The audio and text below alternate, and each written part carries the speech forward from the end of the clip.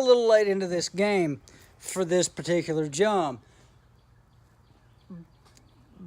but I don't even know where to start. I'm highly confused by this. Have you ever just seen something and just kind of have to take a step back and go, wait, what?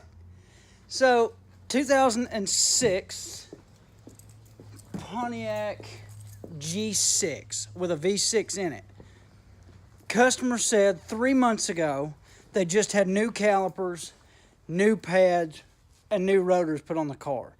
But the front brakes were getting so hot and sticking that they were catching fire almost. It's like smoking hot. So I do a little diagnosis. I never took the calipers off, which I guess that's my fault now that I look at this. But I never took the calipers off to do a diagnosis. Reman calipers, stickers still on them saying remans. You hit the brakes and you let off of them. You open the bleeder. Bleeder trickles instead of pours. So the line and the master cylinder, it's all returning, but the caliper's still hard. You pull the caliper back to you. Caliper loosens up. It's calipers. Calipers are stuck. They're reman calipers. I start taking them off and take a look at what I find right here. So let's ignore this for a minute. I mean, you can already get an idea, but let's ignore this for just a minute, and let's just look at the pad. So the pad has been sitting literally on top of the rotor. Okay, I don't know. And so when I see this, I take them off, and it's that way on both sides. So I take them off and go, wait, what? And I start looking at the hardware. It's not even over the full rotor. So I haven't decided, like, there is a space big enough for my dang finger in there on both sides. On both sides, passenger side and driver's side. Wait, what? I'm looking at this thinking, how did a mechanic put this together this wrong? I don't know names, I don't know shops, but there's no way I would put something together this wrong. There is a space this big. That rotor can move with the bracket still on more than it should. I don't know if it's bolted wrong. I don't know if it's the wrong calipers, but you can look at that.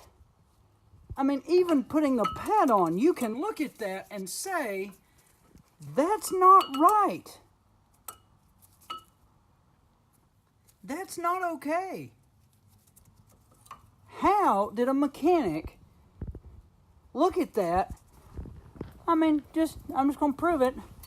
How did somebody look at this and think this was okay?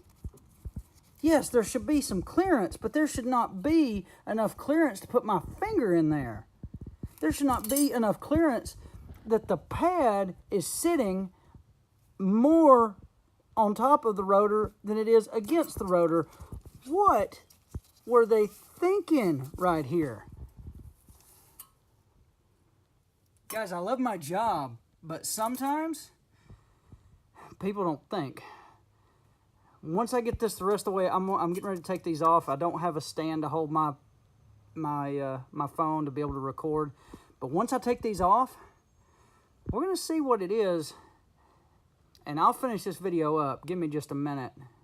It'll be a second for you, but a minute for me. All right, guys.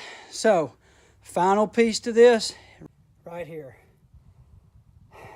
Let's check it out. Here's the old rotors that were on the car. Here's the new one.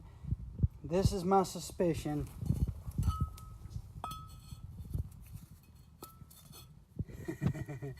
For one, they won't even fit that way, but they will. Look at that. Look at that. Now, I bet you if we set this up here, guys, you got to understand something. I know I'm throwing the camera around, but I'm only one person without a tripod. But I bet you that this is going to work. So here we are on the driver's side. I've got this one on and the caliper bracket up. Now, I was wrong about my wiggle. Yeah, it's still going to have a little wiggle in it. But I was right about one thing, that's for sure. There is not enough room for my finger to go between this caliper bracket and the rotor. There's not. So now, let's get ourselves a new pad from over here. And let's set this up here. And looky there. It's not sticking over. It's not 15 feet away from the bottom of the rotor. This is the way that should look.